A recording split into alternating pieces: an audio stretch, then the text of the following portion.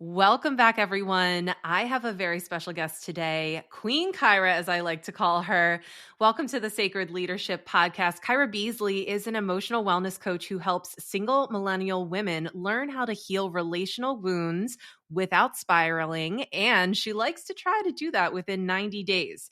And she's currently offering one-on-one coaching with the hopes of launching a group program in the near future, which is definitely something we're going to dive in and chat about. I have known Kyra for a couple years now. Oh my goodness. Right? Yeah. Hi, Yeah. so fast. Yikes. I'm like, wait, is it really that long ago? Yes, I've known you for a hot minute now, Kyra, and I have been able to really have a firsthand account, a front row seat in all of your many transformations, all of your many sheddings, your many evolutions, all of the up levels that you've been going through very recently. And I really feel like you are a very beautiful example of what it means to lean into answering the call to self leadership in particular. You really have gone into the space that felt most aligned for you, even when it felt uncomfortable, even when it made other people around you uncomfortable, Yep. even though it was completely different, foreign, and unfamiliar from anything that you knew, anything you grew up with. Mhm. And just by following your own internal intuition, you've allowed yourself to go down all these different roads that have led you to a beautiful place that you're in right now. So, for the people who haven't had a front row seat like myself, if you could give a little bit of background information in terms of where you were at and then when you started down the path that you're on now, and what were some, highlights or lowlights, depending on what you want to share along the way. Well, I think it all started for me when I went off to college. I decided to go out of state to Clark Atlanta University. And at this point, I'm by myself. I don't have family there. So I think that one, having that distance and being far away from what I was accustomed to, it really allowed me to like question my beliefs, question why I think the way I think, really looking at, my insecurities, my triggers, everything that I was kind of like sheltering or covering up with material stuff. Cause at that time I was like, oh, I want money. I want, the big bag. I want all the luxury girl stuff. All the matrix healing, right? yeah, We're yeah, like, oh, yeah. if The we have all this materialism. stuff, then that's it, right? That fixes everything. Yeah, yeah. And then what I feel like spirit, universe, God, whatever you resonate with.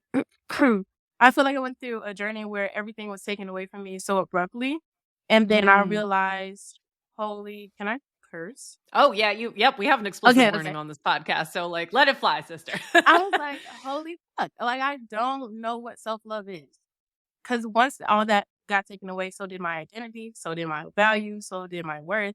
And then I Mm. realized I put all my quote unquote self love into these things. And once they were gone, I realized I did not actually have it. I did not know what that meant.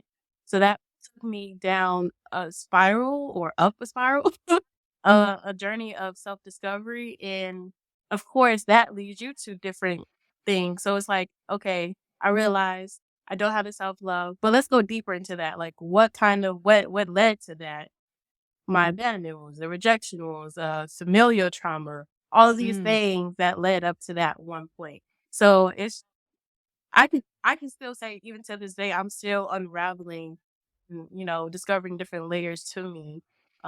So I hope that answered your question, but it's Yeah, so no, and much. that's I was gonna say that's a beautiful jumping off point because I know it's a common theme for a lot of people who identify with either, having a spiritual awakening or whatever it is that you want to call it. For me, that came in the packaging of chronic illness, right? Like I was working three jobs and I had, plenty of money and I was going to school and I had friends and I had all these like, plans on the weekends and I was driving this, car that I always wanted to have and all that kind of stuff. And then when I got really sick, I got kicked out of school. I couldn't work anymore. I couldn't, have an income. So therefore I couldn't pay for, said dream car. I was really dependent on other people. And when all of that external validation is stripped away from you very suddenly, you're like, wow, who am I if I don't have the identity of X, job description, or I'm a student, or I make this amount of money, or,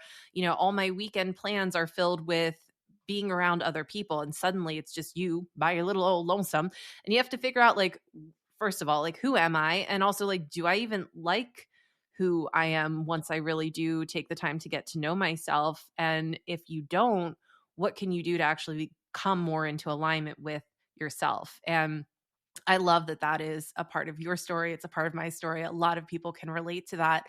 And so, going back in time a little bit, when you were in this space of like, oh, damn, I don't really know like who I am, if I even like myself, what's going on here. Self love is such a general term. Mhm. Where did you find yourself drawn to begin your journey? I think it was an accumulation of things that were happening. Mm. Uh, I want to say the first sign that I noticed it was when not only like me abruptly like all the stuff leaving me, but also my interaction with other men. Mm. Relationships are such a mirror. Yes, yes. So once I left Houston to go to Atlanta for school, I noticed that I wasn't getting as much attention as I used to. Like I was the it girl at school. So going from being the it girl to like not even being paid attention to, oh, I ain't gonna Mm. lie, that really chipped out. Oh, like You're gonna start looking in the mirror like, "What the right. hell? Were they lying to me my whole life? Like, what the I heck?" was like, "What is going on? My face didn't change, my body didn't change. What's happening?" Mm, So it went from that to also getting into the serious relationship, but then experiencing, um, um, having those, like, wounds come up again. mm, So I would say probably like, for an example, if me and the person that I was with got into an argument, a wound will come up, but it'll be reflective of my father in some way, mhm, mhm, or the mother wound will show up in different ways. mm, So mhm. that's what really led me down the rabbit hole of trying to like really get to the root of what is that because I realized that if you don't get to the root, it's gonna keep coming up over and over and over again until you actually can identify it, call it by its name, and actually work through it and figuring out what that looks like for you. So what did you do at that time? Did you, like, dive into self-help books, podcasts, therapy, coaching? Like, what did you do when you were like, "Okay, there's something here that I need to figure out. There's something here that doesn't feel in alignment for, like, how I really want to live my life and be interacting relationally with other people." How do you start to get some perspective on that? hmm so at this time, I was really relying on YouTube videos. I was Yeah, watching everyone's gotta start million and somewhere. one videos about self-love. What does it look like? How do I gain it? What do I do with it? And then it led from YouTube to self-help books and then actually applying it to my day-to-day life. And honestly, I'm not even gonna lie to you. That was 2015, 2016. It wasn't until maybe I want to say about a year or so ago, where I was something happened to where I was like completely emotionally like distraught. And I was sitting on the floor. I don't know why I feel very grounded when I'm on the floor. I was sitting on the floor and I just gave myself a hug. And I was just like really present with myself, not judging my emotions, not, I was just there. Like I was my own mom that time. And Yeah. then it clicked. I was like, this is self-love. This is self-compassion. This is what that is. It has nothing to do with how you look.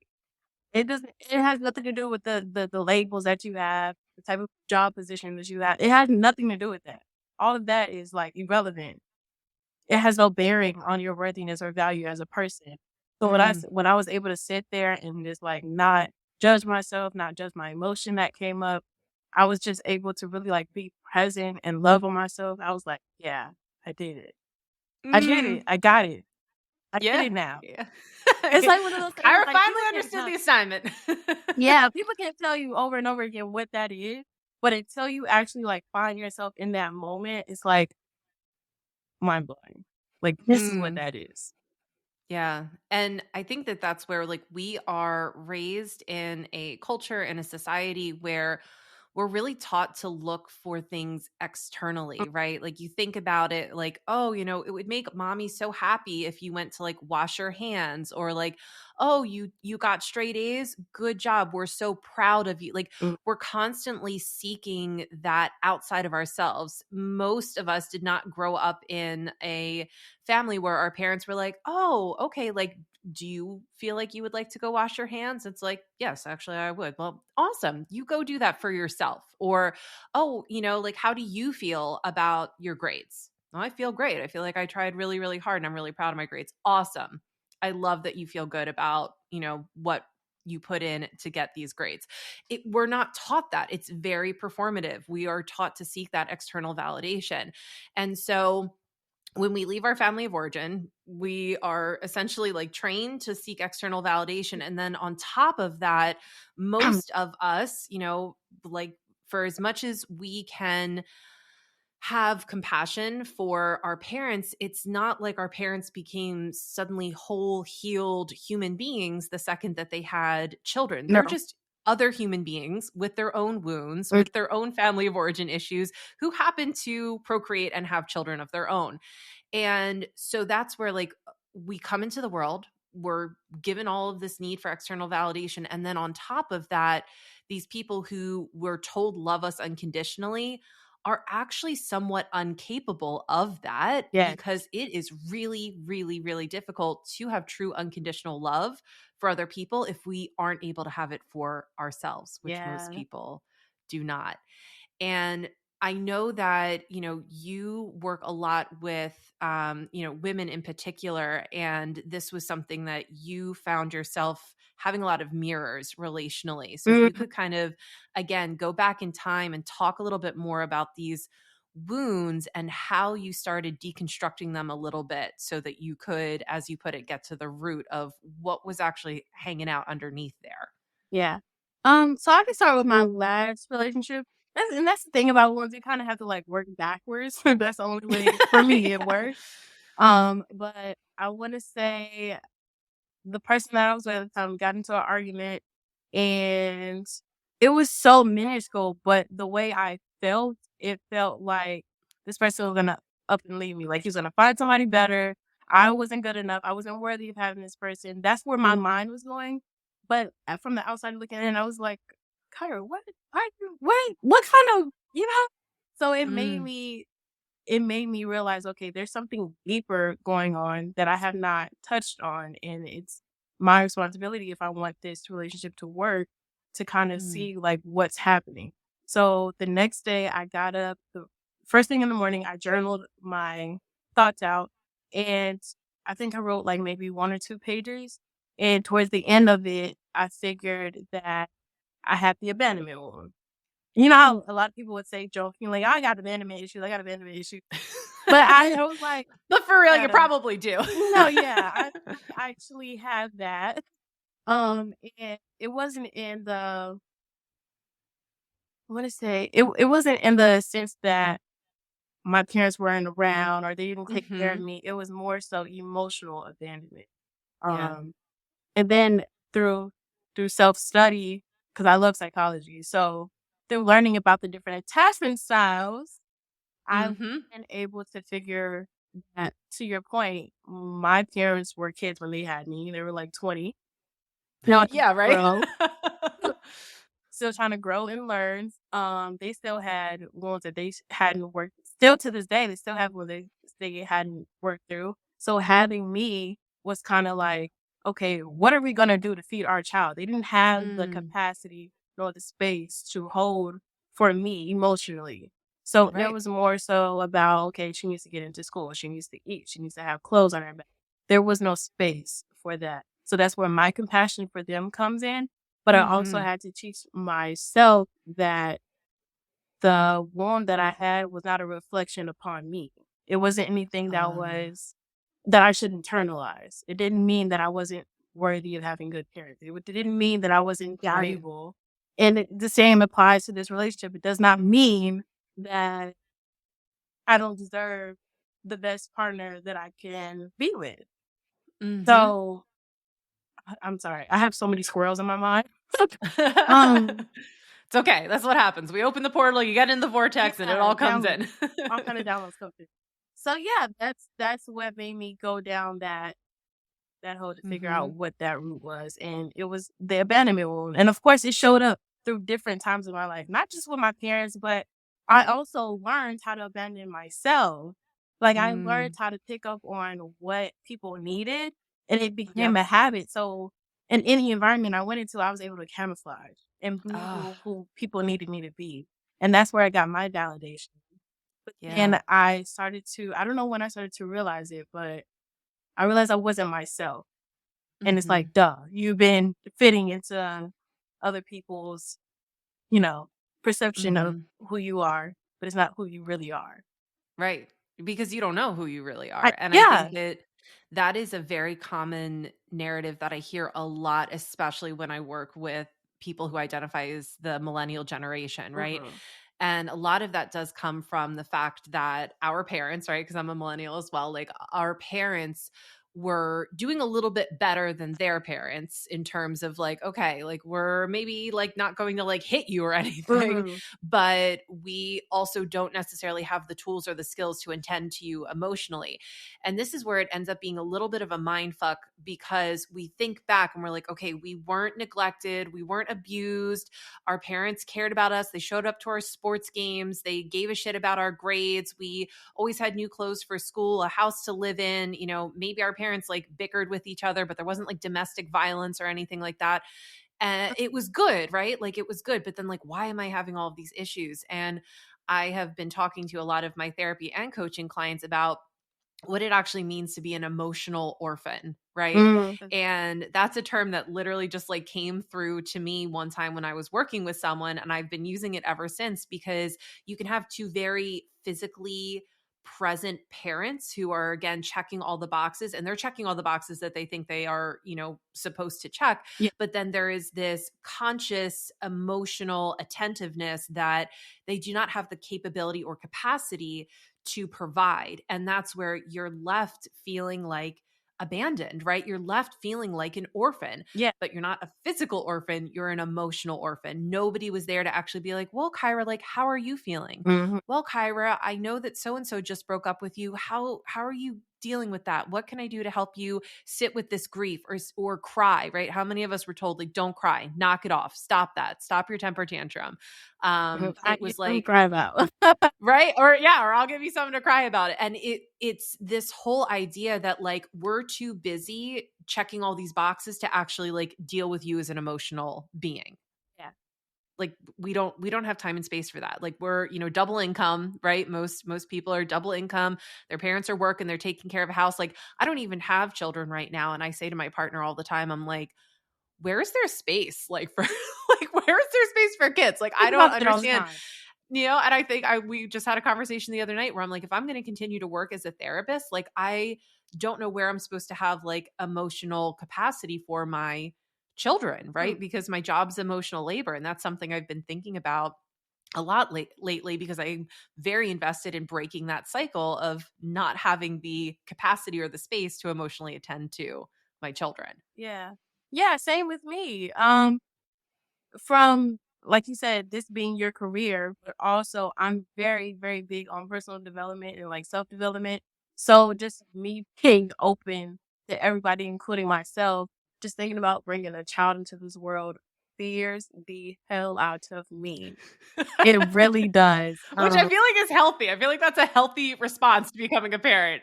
Yes, yes, it's not a passive thing, like, yeah, and I'm not gonna lie, it's one of those things that gets on my nerves when people, like, passively, "Oh, I want, like, 6, 7 kids," like, great if that's your calling, but, like, seriously, like, really think about your reasoning behind wanting so many kids, like, Mhm. you really have to be very attentive. They're not gonna be babies forever. You have to mold them into and help them grow into their own autonomous being, which a lot of people have attachments, and I guess it's easier for me to say because I don't have any kids, but a lot of parents have attachments to their child, and if that child isn't grown or molded into who they want them to be, it's kinda like ditto, like, it's a Mhm. disappointment.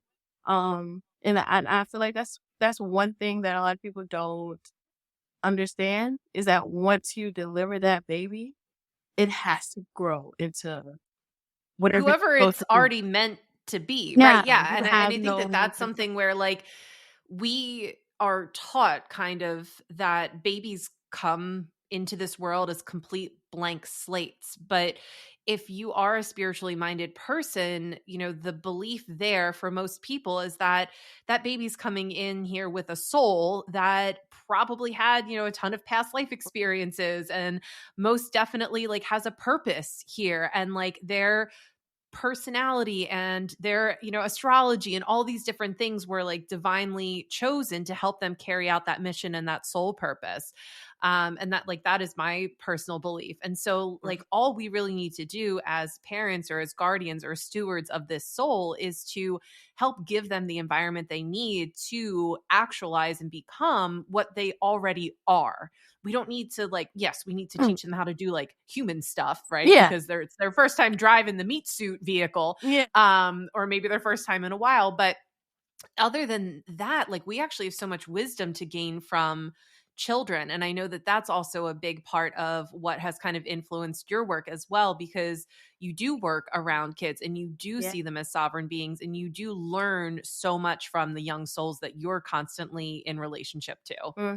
Yeah, and being around them for 8 hours a day, it's really definitely made me question whether or not kids were in my near future. I don't mind being the auntie. I really don't. I really don't. But then again, my mind always changes, so I'm always open to, whatever I feel in line with at the moment. Yeah. And I think that's also where, it really comes into doing enough of your own work so that when that soul comes to you, you can really step out of the way, right? Like, it's a lot of it is ego, where we Mhm, think like, oh, our children are part of us, or they're a representation of us, or an extension mm, of us. Like, your child, comes through you, but it's not an extension of you. It's, a child is its own sovereign autonomous being. yeah. And I think that, being a family therapist for many, many, many years, that was always one of the most difficult things for me, when I would see this bright, beautiful, gorgeous soul and it was just being snuffed out and stifled and suppressed and suffocated because the family mold, right? Like, that child did not fit into that family mold, and they were refusing to kind of accept that child unconditionally and see them for who they really were. And I think that's where, again, a lot of this was done very unconsciously to a lot of people who identify as millennials in Mhm, particular, because like conscious parenting was not a thing when we were growing up. absolutely Like, not. maybe it was in like some outstretched, far community, but like our parents didn't have TikTok and Instagram and Facebook groups to like help them be like, oh my gosh, like maybe there's a different way to do things. And so now, we as millennials who do have access to all of that stuff, we're like looking back on our childhood and we're like, oh wow, they Yeah, like definitely really, really loved me, but also really thought they were doing me a favor by telling me who to be. mhm, And so then that's where, like, okay, if who they told me to be isn't who I am, who am I? yeah. What am I doing here? Why am I What am I? Seriously, what is the purpose of all this? And that's really what it boiled down to. That was really one of the first questions I had when I started my journey was, what is the purpose of all this? Mm, mm, Why is this here? Why am I here? Yeah, yeah. Yeah. And I what feel like that answers. comes up for a lot of people, but they don't finish the sentence, they don't finish the thought, they don't, right? It's just kind of like, why am I here? What's the point of all this? What is the meaning of life, right? And it's like, okay, but how do we actually find those answers? And I think that that is actually where we really have to change that lens from an outward lens to an inward lens, and knowing that the more we're able to learn how to sit with ourselves and look within ourselves and ask those questions of ourselves, the more clarity we will actually get. And where, because I know that, again, like, your intuition, your ability to channel, all of that kind of stuff, that was not something that was really nurtured in, your family of origin, but it's something that is very strong in you. So how did you start to learn to turn that lens inward? Well, So the journey started in 2016. I want to say 2019 when I got into the corporate job that I had. I remember telling you about. Um, Mhm. that led me to another way of like, okay, there was 2 times in my life where everything was stripped away. This was the second biggest time that everything was stripped away. But this time, Mhm. like, I'm talking, when I say everything, I was living out of a suitcase. ID was taken, social security was taken, birth certificate was taken. All of those things were stolen. So I literally was in Atlanta with a friend, a roomie, thank God for that, for her. Um, Mm. but I was literally an alien on Earth because I couldn't do anything. I couldn't find work. I couldn't you need one thing to find the other. So it took about Yeah. like 3 months to get all of my documents secured and back to me. Wow. So for 3 months, I literally could not do anything. I had to sit in the house. So once all of that happened, that's when the questions, why am I here? What is this for? Like I really don't want to be here. Not in a suicidal sense. Yeah. Trigger. Not in that sense, but I was just like, I don't like what why am I here? And that's what led me to go to Gaia.com. I don't know if you know what that is. Yeah, yeah. Gaia, YouTube. I think I was Gaia, if you would like to sponsor the podcast. curious. I would love to be a brand ambassador if you have if that's a thing. But I guess YouTube was picking up on the type of topics that I was honing in on, and that's when Gaia came Mm. up. And so I Gotta started love the sacred algorithm, right? Mhm. The divine intervention of the algorithm. Right, right. So I took on the 7-day free trial and I just sat down and I was like, I'm gonna explore the things that I want to know. At first I was scared about, whether God or not, God was real or not, or what is God? What exactly is the universe? What do people mean when they say spiritual like what does all this stuff mean? At first I was like, super religious, super Christian. So a lot of those things were like kind of frowned upon. You shouldn't ask those type of questions. But at that point I literally had nothing to lose. Literally. Everything was taken. So I was like, You had already lost everything. yeah. So I was like, it can't get any worse than this. Like, I mean, the worst it could be is of me out on the street. But I mean, I had people on text before that could even happen. So I was just like, you know what? I'm already on like ground zero. Fuck it. I'm gonna question it. I'm gonna like see Mhm. what it is, and I'm gonna ask all the questions that I want to ask.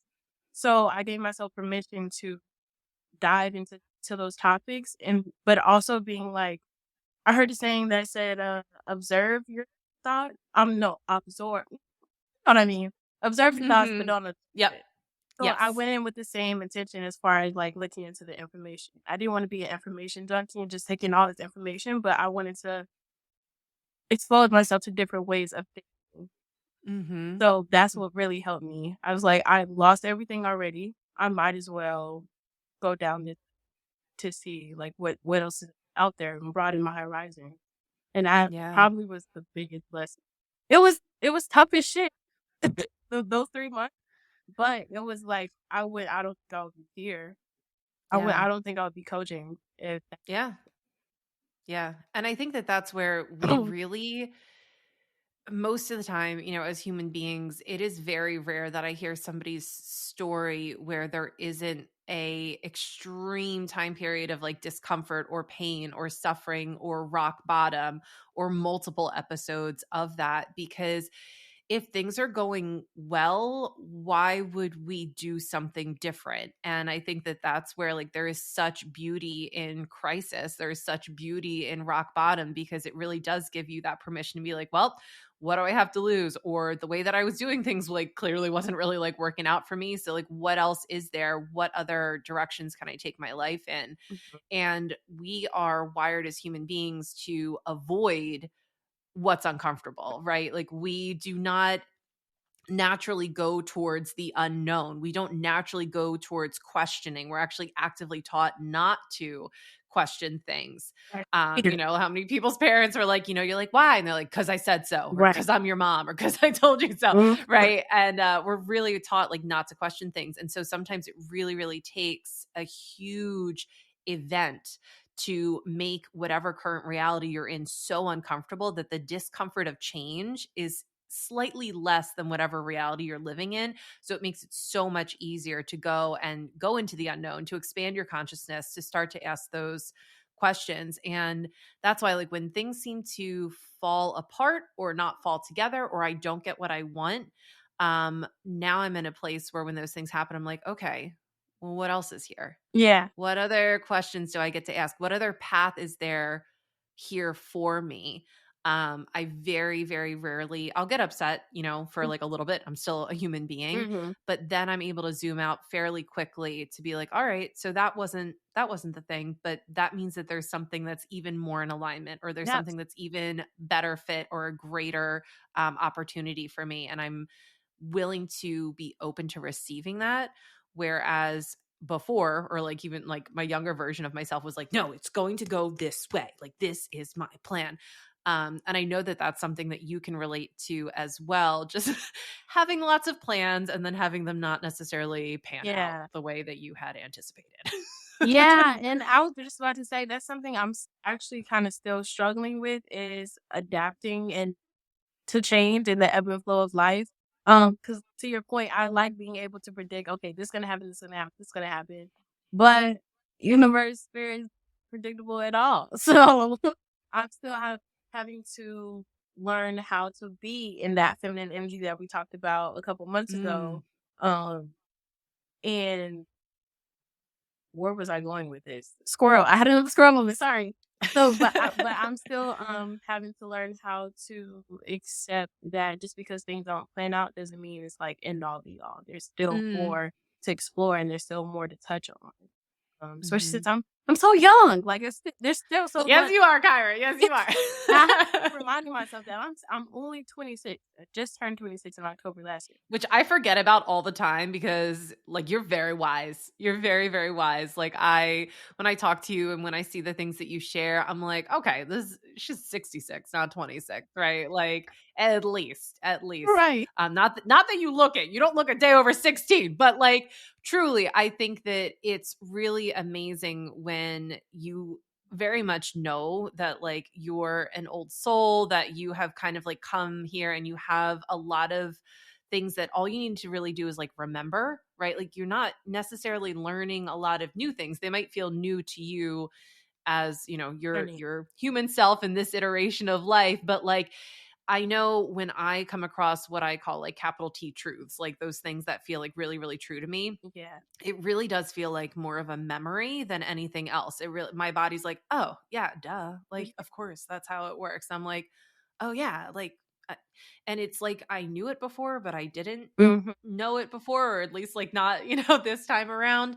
And being able to listen, because I know that that's something that you've really actively been working on, is being able to be quiet enough to listen to your spirit guides, to listen to your intuition, to listen to your higher self, to listen to yourself. That you had a lot of noise in your life, a lot of other people's voices. Mhm. And so I'd love if you could talk a little bit about the risks that you've taken so that you can actually be in a better position to listen to yourself and your own voice. Yeah. So, um,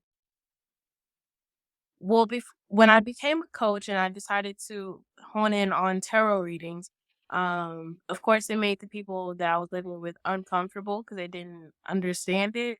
From the outside looking in, it looks like I'm doing type of like witchcraft or like I'm doing the devil's work, which no shame to witchcraft. Like, do your thing. Like, I'm all here for all the crafts. Um, All the craft. all the Arts crafts. and crafts and the witchcraft. Okay, okay, all crafts. Um, but they just didn't understand it, and I felt like just being in that type of environment where I didn't feel like my purpose wasn't really nurtured, really Mm, acknowledged.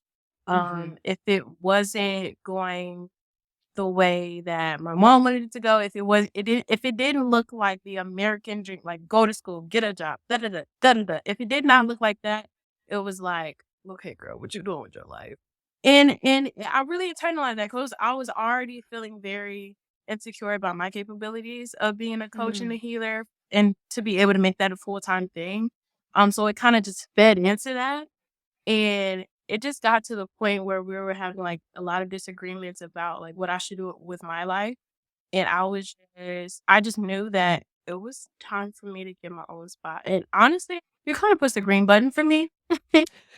'Cause when we were on the phone, I remember you saying in order for you to be the woman that you're talking about being, in order to make this a real thing, you're gonna have to go into an environment where you are nurtured in that way. And I just put it in my head like, "Okay, I have to move out. I need to move out." I mean, aside from it being that time to move out, because I was, like, 24, 25.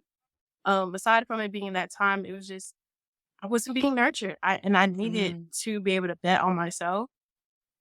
And thankfully, financial opportunities aligned for me to be able to do that. mhm, Um, but once I moved out of that environment, I suddenly started to feel unmotivated to do anything. I didn't want to be on live. I just really wanted to like take in the moment to be here. mhm. And then that's when I realized like the word popped up to me. What is it called?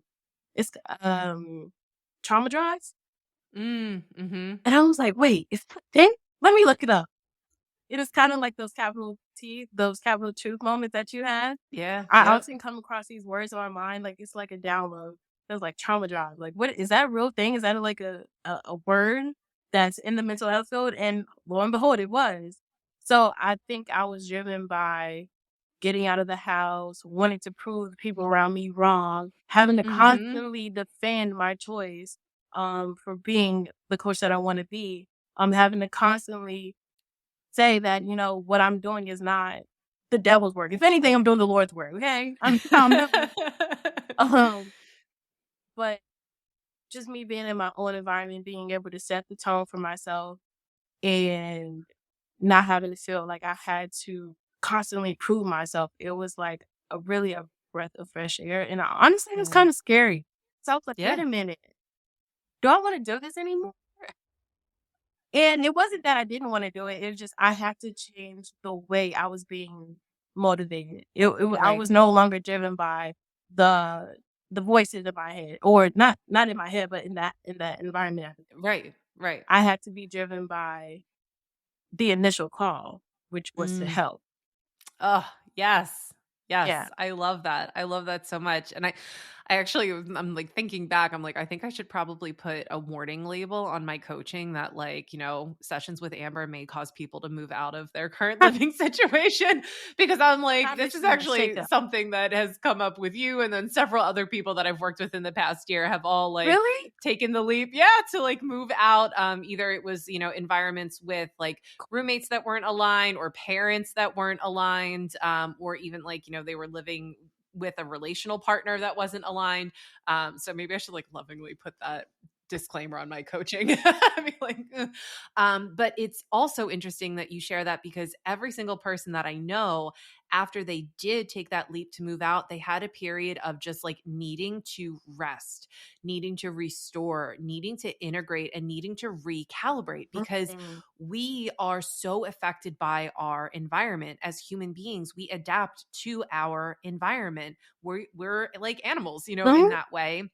And so if you're in a environment that feels like it is causing your nervous system to be constantly in that fight or flight state, if you have a lot of boundaries that you have to have up all the time, if you have to have a big energetic bubble for yourself, if you're constantly having to defend yourself or prove other people, wrong, that energy really, really, it's going to affect how you exist in the world, how you work with your clients, how you exist in relationship to your gift, to your calling, to your purpose. It's really going to affect everything. It's pretty impossible to be aligned in an unaligned environment or a misaligned environment. It's Yeah. really freaking hard. And so when we create that space for ourselves to really be in an environment that feels peaceful and calm and grounded, and you can really come back to center. It takes a minute, right, to recalibrate your nervous system, absolutely, but then it's also really beautiful because, to your point, your purpose, your drive, your motivator for why you're doing what you're doing, you can get it out of that, okay, well, I'm going to be successful because like fuck you, mom, or like, like whatever. Like, I'm going to show you like that's not the energy. That's not the vibe. Like, we're Yeah. coming into this with like, open hearts and compassionate energy. But if you feel like you're constantly like in defense mode, it's really hard to be, open hearted. It's really hard to allow yourself to be in that receptive energy because you don't feel safe. Mhm. So being able to put yourself in an environment, whether it's moving out on your own. I have, somebody that I know that like sold everything and moved into a van. It really is different for everyone, but that is definitely a part of leadership, is making sure that your environment is conducive and also supportive to the work that you're being called to do, because you being out of alignment, like, it's really going to affect the way that you serve, support, and show up. Mhm. Yeah, I totally agree with that, and I think, um, the biggest thing that I learned from it was I think I learned how to not shame myself for wanting rest, but since we live in this whole hustle culture where if you're not working every hour of the day, you're pretty much worthless, and it with the way my mom raised me, it was very much go to school, go to work, have top-notch grades. That's your worthiness right there. And I Mm, remember her saying, like, when I left school, that you pretty much don't have anything unless you have a degree. And yeah. I That's didn't have also very common for a lot of millennials, right? Like, when we all have astronomical student loan debt and are not making anywhere near what we need to pay it off. like, it's not making sense. It does not make sense at all to even spill that kind of rhetoric, but I get where she was coming from because she was coming from Mm-hmm. a place of protection and Yeah, fear, absolutely. really Right. fear for her daughter that may not amount to what she wants to me to man up to.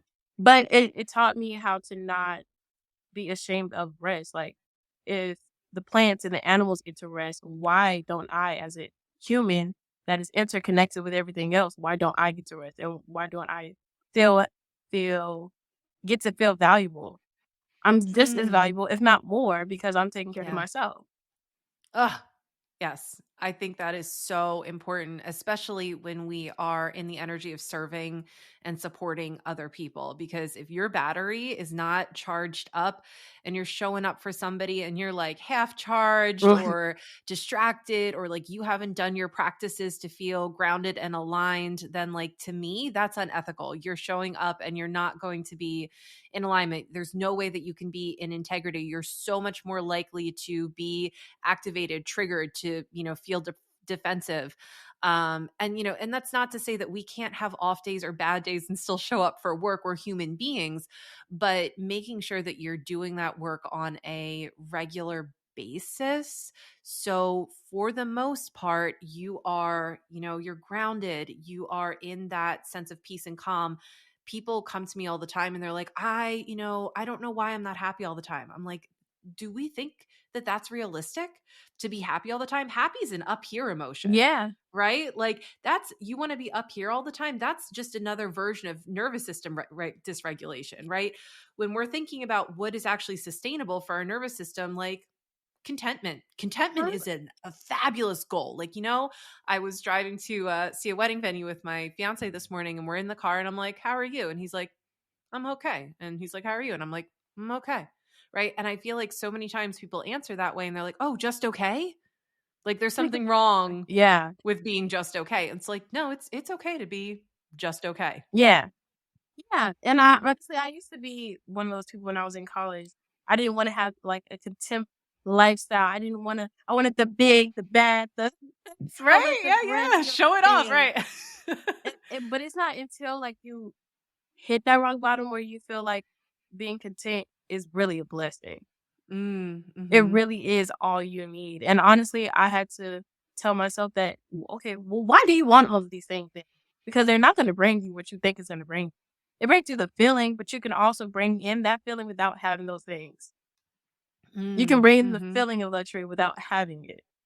Yeah. That is so true. And I think that that is one of the beautiful pieces of social media that I see, like, because we could, debate all day about social media, pros and Absolutely. cons and goods and bads and whatever, but like, seeing what is rich, what is luxury, what is, the best life for different people is a really cool thing that social media has brought into my world because we're generally shown what that looks like through the eyes of consumerism, right? It's like Right. TV, movies, commercials, advertisements, all that kind of stuff. And so that is obviously going to promote this energy of more, more, more, more, more, more, more. You need to have more, more, more, more, more, more, more in order to be happy. But then now, being able to connect with other human beings via social media, I can see that there's somebody living in a shack, on a remote farm in the middle of Minnesota Mhm. and, amongst the cows, and they are super freaking happy because that is what feels so good and so in alignment and so rich and luxurious to them. Yeah. And that's where, like, oh my gosh, like, we get to decide. And that was something that you and I had talked about a little bit, where like you really took back your power in terms of like deciding what does that look like and feel like for you, because you are a girl where you like to go get glitz and gland up and be over the top, but like, you've also like, to keep it a little bit, homebody, down Yeah. to earth, like hang out in the sweatpants and all that stuff. And like you felt like you could only show up one way, Mhm. or you weren't like going to be able to call yourself a leader, or to have people see you as an authority or as an expert, or people want to work with you as a coach because you had to like give this certain lifestyle, Yeah. and you were able to give yourself permission to really step back and figure out what felt true for you. And yeah, there's a little bit of luxury if you go over to Kyra's page, which I highly recommend you do. You're gonna see some Beyonce moments over there. Mhm.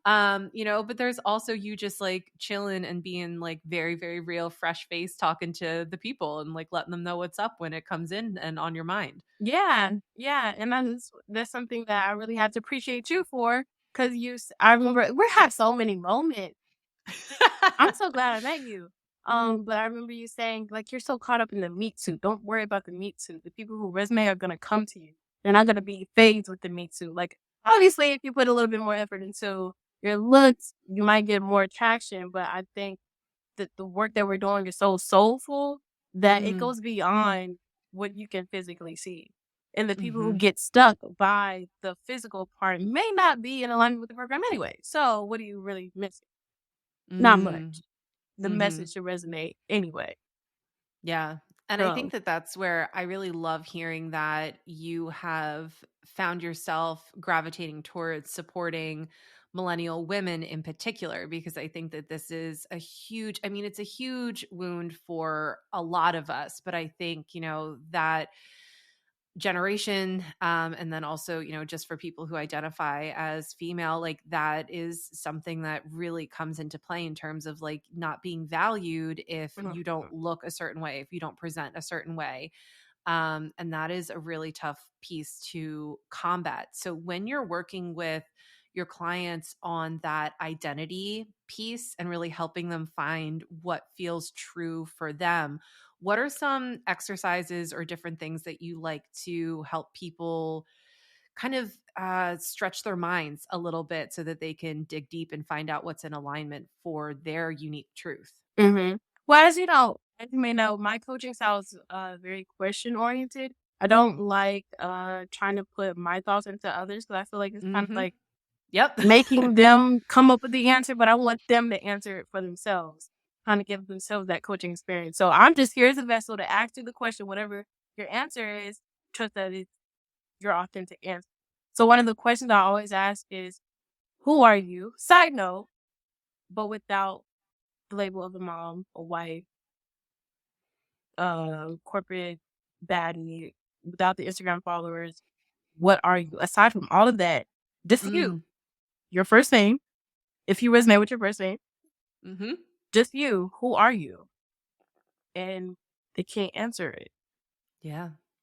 And then when they try to answer it is, oh, well, it always goes back to something about being on an honor roll or something about being a great mom. Oh, Again, wow. Yeah. So like that utility piece, like yeah, what are you to others? Yeah.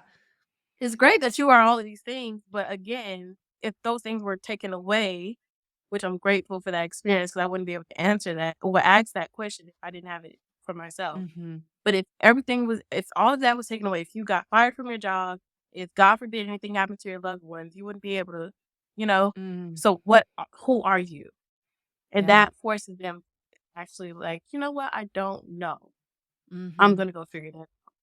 Yeah. Whether that means like developing another hobby or like going into minutes of, meditation, having a morning routine, and then those different type of things will help them like piece together who they are, and then Mhm. also, of course, unlearning a lot of things that they thought they had to be in order to live and survive. Yeah. And I feel like that is such an underrated piece of work for us as human beings because when you know who you are without all of the external titles, labels, narratives, things that you were told to do, supposed to be, who you Mhm, exist in relationship to, who you are to them, what they need you to be.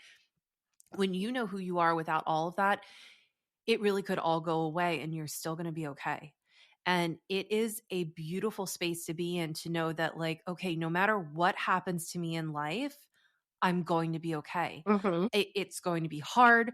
I'm probably going to, do some suffering over it. It's going to be painful. It's going to be difficult. I'm not going to, like, enjoy it. It doesn't necessarily make it easier, but knowing that no matter what it is, you have the strength to endure it. You have the resiliency to be able to recover from it.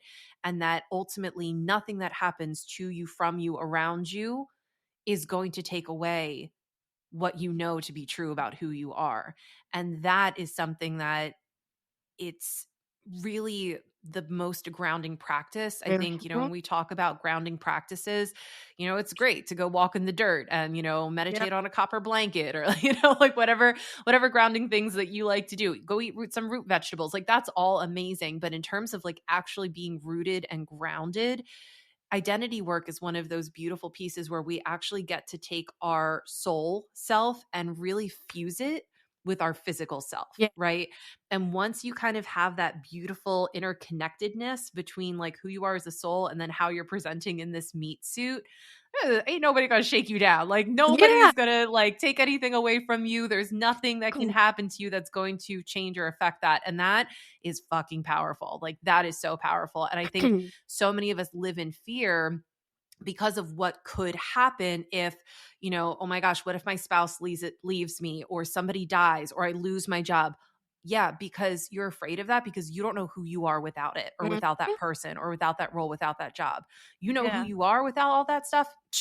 It can go like, yeah, yeah, it might be a big deal. It might affect, your like living situation and different things like that. It's not a big deal, but it's not a crisis type of big deal. And so we're able to actually have so much more nervous system regulation as a mhm, result of doing that identity work. And I think that's the underrated piece that people don't understand when we're making that connection between identity work and self love and self acceptance, and then yeah, what that actually does for how we get to exist and live in the world and be in relationship to things. Like that's the money right there. It's, mhm, because people are like self-love. Yeah, but like why?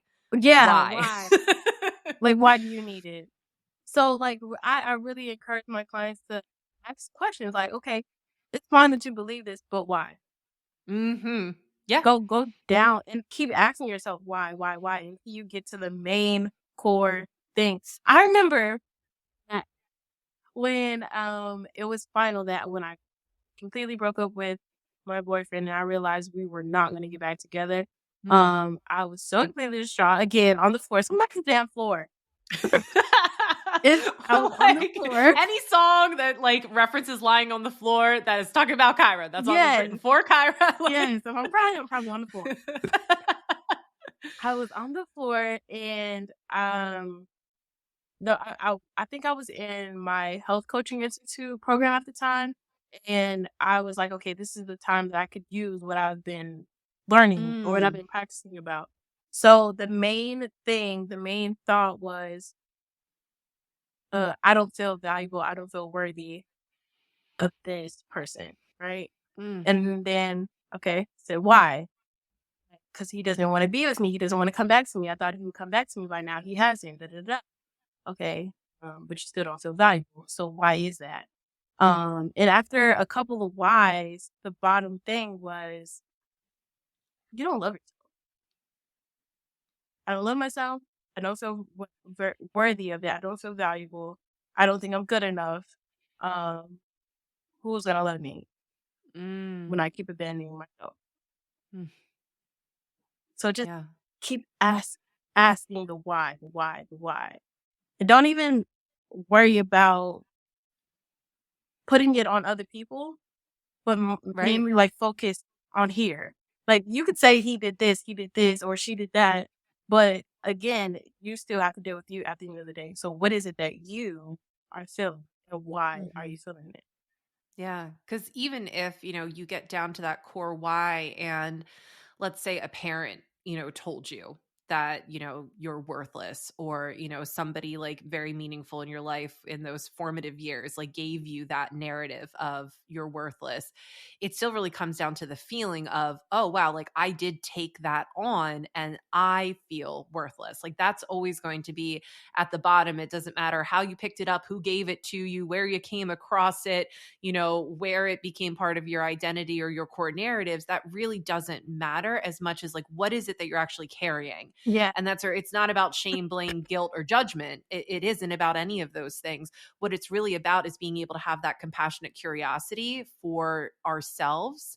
Um, and when we have that compassionate curiosity for ourselves, we can really get into a space of like, oh, wow, that's actually super unhelpful.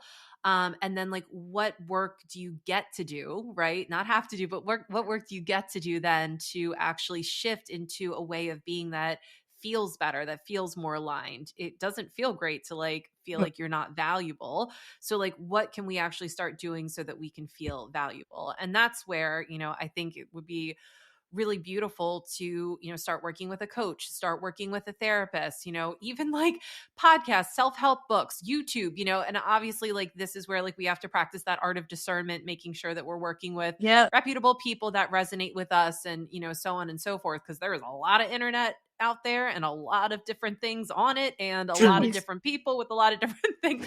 And so for the people who are listening, Kyra, I would love for you to share a little bit just kind of like about your background, how you're working with people now, and if people are resonating with this, like how they can work with you. Yeah. Okay. So, I initially I'm a certified holistic life coach and a health coach. But I decided to go more into the emotional wellness aspect because that's something that I had to help myself with. So I feel Mm, like if you have a coach or a therapist or any mental health practitioner in the field who has their fair share of experiences or stories, then they're better able to help you out and actually kind of shorten that time span it would take for you to do it by yourself. right. So, so again, the background is emotional wellness. I pretty much help with the abandonment ones like betrayal, um, Rejection. yeah, all of that, Yeah. the injustice All the part. big ones. And what I do with those wounds is I help people to obviously get to the root so that it can, I won't say completely stop because we're never really completely healed. If that was the case, like you know, we're not really necessarily completely healed, but I want it to be like for them minimize as far as how it shows up in their careers, in their dating life, Mm, in their relationship with their best friends or their children, because that's a big right. thing as well, passing that on Yeah. to the Yep. children. So bringing about that like self awareness part, Yeah. but I think once you are self aware enough to begin to ask those questions, why, you're in a very actually a really good space to be able to open that portal for you to experience that such expansive healing, not only for yourself, but for the people that are around you as well. Yeah. So, but to answer your question, if you are looking for a coach who, and this sounds like something that you'll be interested in, I am offering one-on-one coaching. Group coaching is on the way, just not quite yet ready. It might be by the time this episode comes out. So we'll see. We'll check back with Kyra. If it's out, you can pretty much guarantee that there's going to be a link for that in the show notes. So we'll make sure to hook you up if that's kind of something that is live and happening when this episode comes out. For sure, and I'm always talking about the group coaching or the programs in general on my Instagram, so they'll be able to see whether or not I'm, offering that. But as of right now, I'm just offering one-on-one coaching for 90 days. Now, obviously, I don't like promoting that "Oh, you gonna be healed in 90" like, just Right, yeah, I was gonna say, like, Kyra, I feel like I've taught you a little bit better than yeah. that. We like to be ethical around here. We don't be making Yeah. guarantees or anything like that, but I do think that, again, like, there is a lot that you can do to jumpstart somebody's awareness. You can expand your consciousness, you can get that perspective, you can really start to rewire that nervous system. Mhm. I think, 90 days is a beautiful container to be held in, especially if you're looking to get some support in starting to ask those questions to go a little bit deeper, because just even being able to have that pause and not be so reactive when these wounds are activated, that right there is just such a game changer, such a life changer for so many people.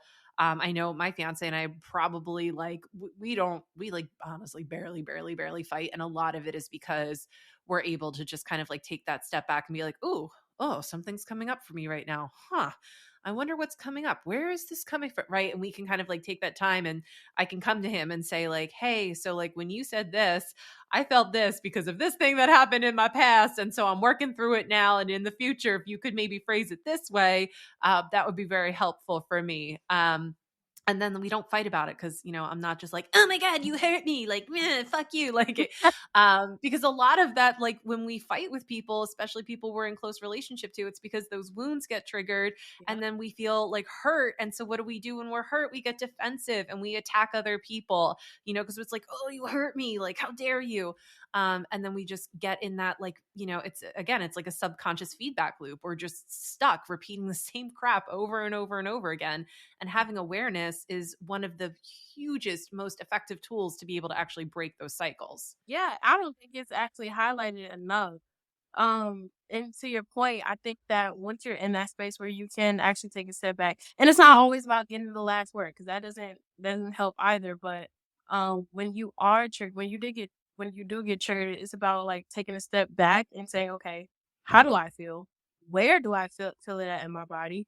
What was the thought that came to mind? And so now that I have these things, at least I can write about it, at least I can journal about it, and if I don't have the tools necessary to maybe, get to the root of that, I can have a coach, I can have a therapist, I can have somebody in my corner to say, Mm, "Okay, well, you've jotted these things down. This is what I'm thinking it is. Am I right? Or am I how do you feel about it? Does that resonate?" mm. Yeah. So, I Right. And think have it be more of a discussion and a conversation than like, a fight or a huge conflict. that's very huge. I think people would actually benefit and would see a big difference if they went about it that way, as opposed to Hmm. like going off and then going to the coping mechanisms, the drinking, the smoking, going back to the toxic ex, yada yada yada. All of these things that could have been prevented if we just, okay, I'm hurt, clearly. What does this I'm mean? feeling feelings.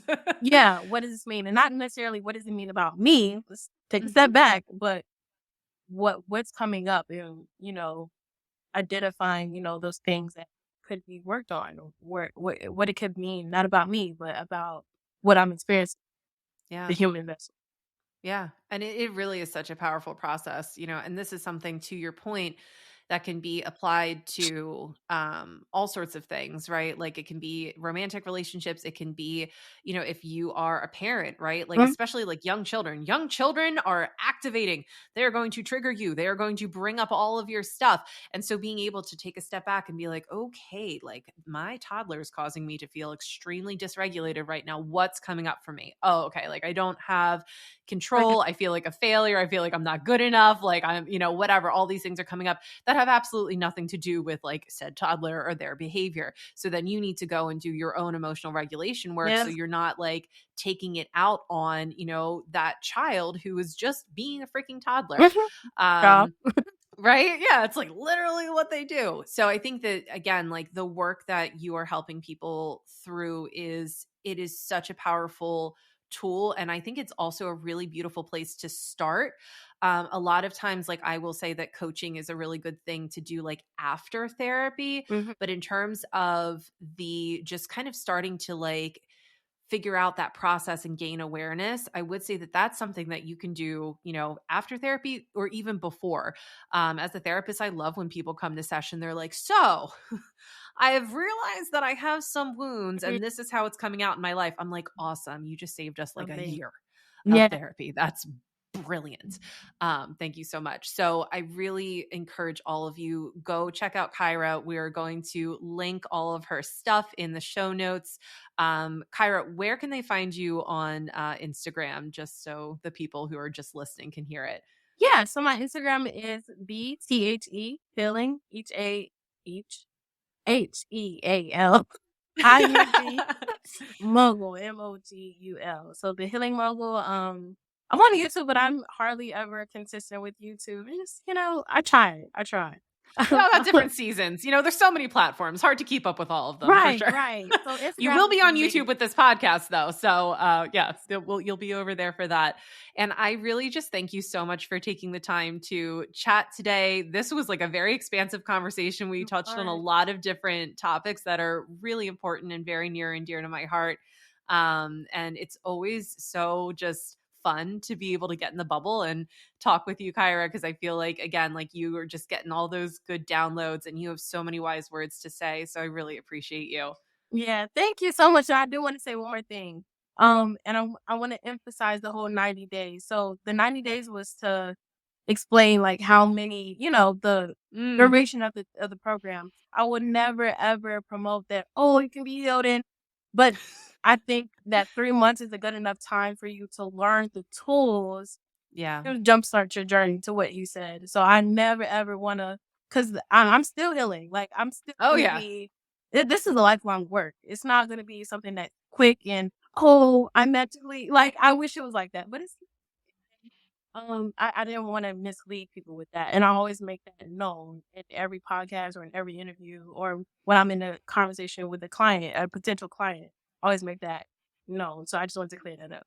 Yeah, absolutely. And I do think that, it is important for, coaches, therapists, healers, when we're really introducing some new concepts for our clients, to ask them to give it a good commitment, right? Because especially things that are new, especially things that feel a little bit different to our nervous system, especially things that are like so unfamiliar, it's really going to take multiple sessions. It's going to take repetition. It's going to take, practice. It's going to take Hmm. somebody holding you accountable. It's going to take you showing up and being like, okay, this week, this went great. This didn't go so great.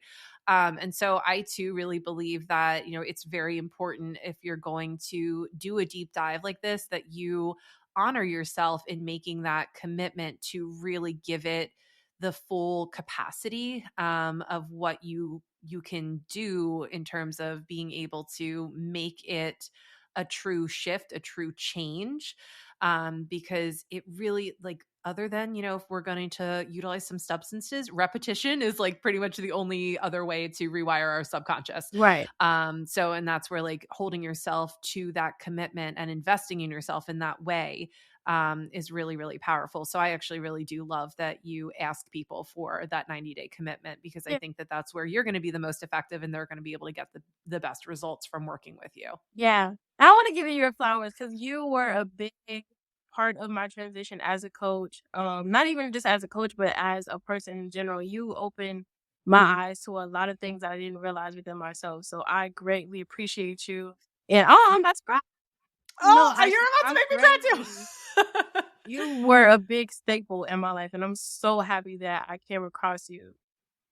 Yeah, you mean a lot. Oh, thank you, Kyra. It is, honestly, it's my deep, deep honor to, like, support other leaders and healers. It is absolutely my sole purpose and why I am here. So just being able to have a front row seat to your journey and see you rise up and expand, and the way that you are supporting the healing of other people now, it is like the most beautiful, amazing, powerful gift that I could ever have. And I don't, do this work for accolades or for anything like that, or for any type of return, but being able to see the people that I help step into their power, help other people step into their power, like Yeah. that right there, that is really helping me to know that I am on, the right path, that I'm fulfilling my soul purpose. And so I really appreciate that reflection and that feedback. And I love you so much. And this was such a fun conversation. I love you too. It was. Thank you so much for having me. I enjoyed myself. There you have it. Another episode of the Sacred Leadership Podcast on the books. I hope your time spent here served you and nourished you. Join us every Tuesday for more honest conversations and powerful insights. Remember, exceptional leaders share the wealth. Send this episode to someone who would benefit, leave a review to let others know about the show, and subscribe so you don't miss an episode. Talk to you soon.